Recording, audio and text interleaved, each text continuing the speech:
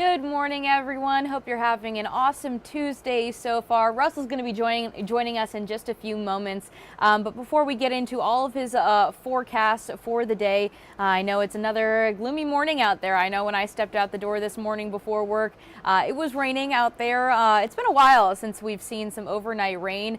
So that was different for me, trying to make sure that I didn't get my dress and everything wet out there. But things look like they're still kind of a bit dark out there when I'm looking out the window right now. But Russell will get you all up to date on your forecast for the day, especially during this morning commute, and what we're going to be seeing throughout the day, especially as the Pitt County Fair opens tonight at 5 p.m. They'll be having their opening ceremony over on the fairgrounds, which is really exciting to hear. Always love seeing the fair. I was able to go out there last year, do a little report there. Lots of really great fair food to enjoy, lots of games, lots of rides. So if you don't have any plans this weekend, and it looks like it's going to be a nice weekend as well, to head out to the fair with your family and friends. But before the fair opens, we did have a story from Amarachi Uche last night just about the security measures that are in place for the fair as things open up tonight. Just with the sheriff's office, they're going to be the ones there as the primary law enforcement, making sure all their patrols are ready to go. So we did talk to the sheriff's office just a little bit about these patrols, what we're going to be seeing in terms of security there. So let's have a look at that right now. It's almost time for family and friends to enjoy the different foods, rides, and activities the Pitt County Fair has to offer. I think it'll be a fun event to go with my mom and go eat some good food. And to make sure everyone is safe while enjoying the festivities, the Pitt County Sheriff's Office will be on site with different security measures. We feel that we have taken every step necessary to make sure that those who come to visit the fair get what they come for, which is a good time. Along with a fully staffed Sheriff's Office mobile command post near the entrance with camera and radio systems, there will be searches at entry points using wands and metal detectors, foot and vehicle patrols, and additional lighting and patrols in the parking areas. In 2023, the Sheriff's Office was rehired for on-site law enforcement operations at the fair. Since then, Sheriff Paula Dance says there have been no situations involving weapons, fights, serious injuries, or gang-related crime. Despite the good news, some residents remain skeptical and are deciding to avoid the fair entirely. I mean, it sounds like a lot of fun to get to the fair, but we just don't really feel safe, being out there. But others believe it will be safe. With all the things that have been happening in recent events, I think that the Sheriff's Office will do a great job in protecting the citizens of Pitt County. Sheriff Dance says they are taking those extra steps. You'll see coming into the fair what it takes to get in here. So everyone there will have a great time. So really great to hear that they do have these additional measures in place. It sounds like they're going to be pretty high on patrols just around the fair as well as outside of the fair, in the parking lot area as well, in case anything does arise. Absolutely, and it's important to have at least, fair safety, or really any public event safety, especially in light of all the situations that's been happening across the United States. So, I understand both sides of the coin when it comes to concern, but at least, hopefully the weather will start to cooperate as well, too. Yeah, it sounds like things are going to be looking good towards the end of the week. It sounds like today, I know the opening ceremony is tonight. Things might be a little bit, the ground might be wet, maybe not rain. Yeah, we'll see. The ground might be a bit, mushy, a little uncomfortable, but, we're going to start drying out as we head over the next several days. And before we get there, of course, we have to watch out for some showers and some gusty breezes, mainly across several backyards. So we still have first alert weather days on tap for at least for today, for the potential of seeing some heavy rain. And of course, spotty showers as we last into the afternoon hours, along with flash flooding possible across some areas. And this is the main reason why we have a coastal low firing up mainly along areas between Hatteras and near Norfolk, Virginia. And it's within this area that we're seeing a lot of the thunderstorms, a lot of lightning associated with it, and even some of this rain extending back into Kitty Hawk and back across Bath, Belhaven, and even into Washington, seeing some scattered downpours. So again, the overall nature of the rainfall today will be hit or miss. Some of you will see rain, others will miss out. Right now, we're seeing temperatures into the low 60s. So let's walk you through your hour-by-hour forecast. We'll see some scattered showers from time to time as we go through the rest of the evening hours, you see the rain beginning to taper off as we go towards around 5:30, 6 o'clock, scattered overcast conditions. And then as we head into Wednesday morning, we'll start the day off fairly dry. We'll see some light rain, mainly north of Highway 264, and then we'll start to see some relief on the way as we look ahead into the extended outlook. And in terms of overall precipitation amounts, generally around a 1/4 inch or less, up to a 1/2 inch, and maybe even slightly higher amounts further off towards the north from Elizabeth City down into Windsor.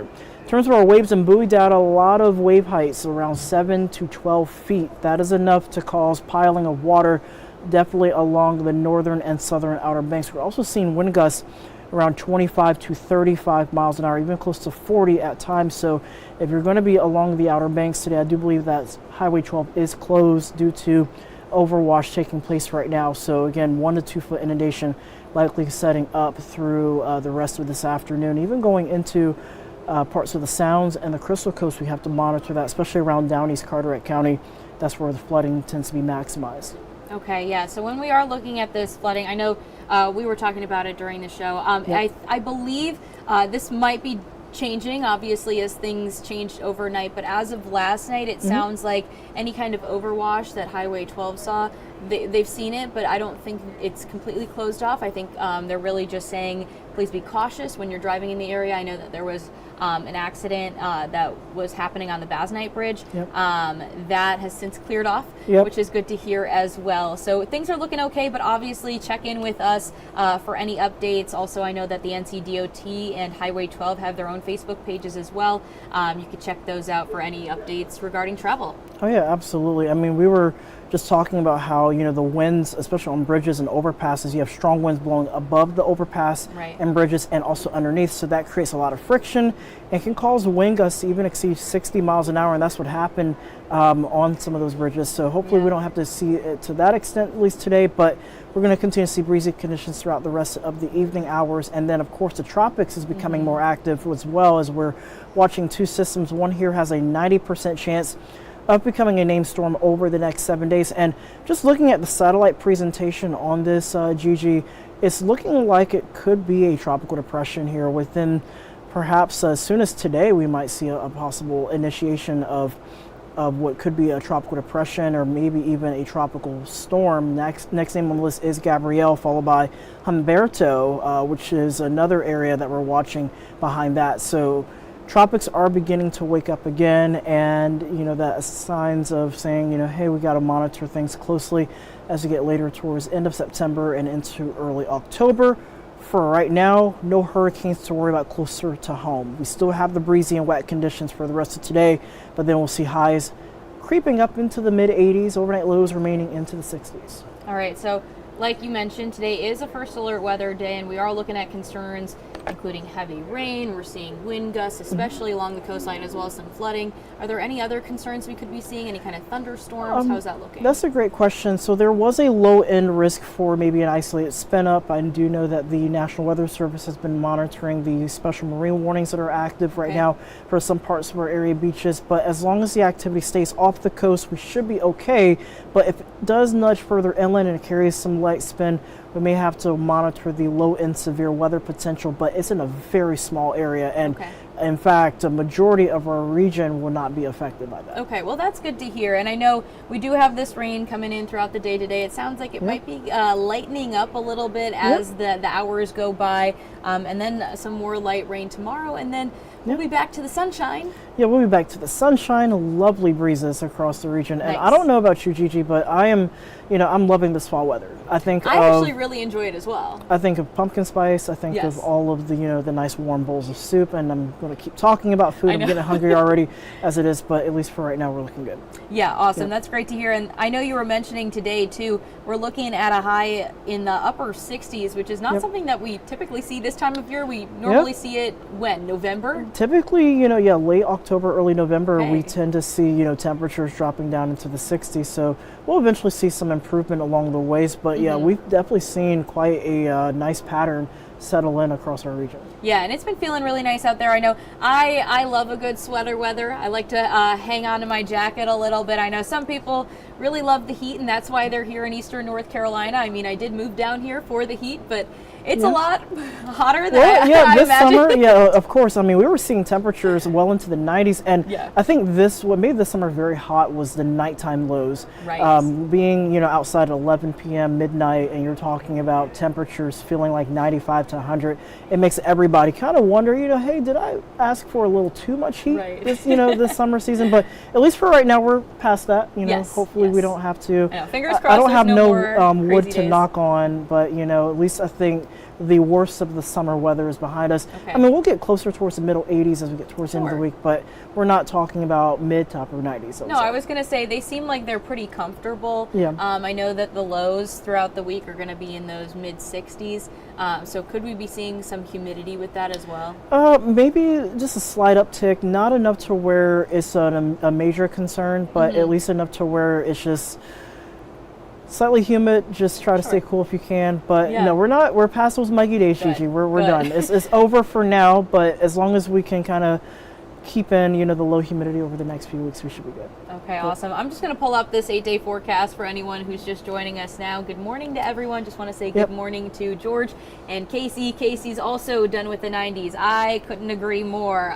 And it looks like Casey says she's done with the 90s. And then George Hendricks said, good morning, Gigi. And Russell, good morning to you and all of Eastern North Carolina. And we appreciate you also for tuning in as well. And I want to pull up that 8-day forecast one more time just to talk about how nice this weather pattern really is. I mean, outside of the first alert weather day for today, of course, we'll see 70s for tomorrow, 81 degrees with plentiful sunshine on Thursday. So maybe a great day to maybe eat some lunch outdoors. And then Friday, Saturday, gorgeous weather, highs into the mid 80s. And then overnight lows will be dropping down into the 60s. Great weather. This is as good as you're going to get for September. So you got to enjoy it while it lasts, because in a few months, winter will be here. I know. And I love seeing last weekend, this weekend, we've been seeing some really nice weather, and that's exactly when you want to see the nice weather.